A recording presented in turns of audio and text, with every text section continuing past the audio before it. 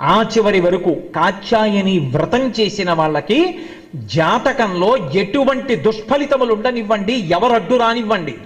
ఆ తల్లి యొక్క నయనాంబుధార అంటారు శంకర భగవత్పాదులు.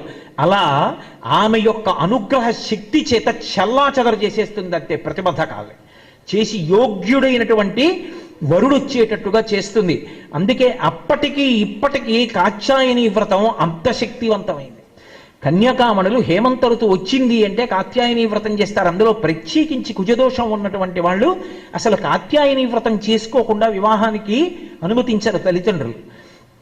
అంత గొప్ప తల్లి, అంత గొప్ప వ్రతం కాత్యాయని వ్రతం. కాత్యాయని వ్రతం కేవలం కన్యకామణులకే కాదు. కన్య అన్న మాటకు అర్థం ఏమిటంటే ఇంకా పెళ్లి కానిది అని.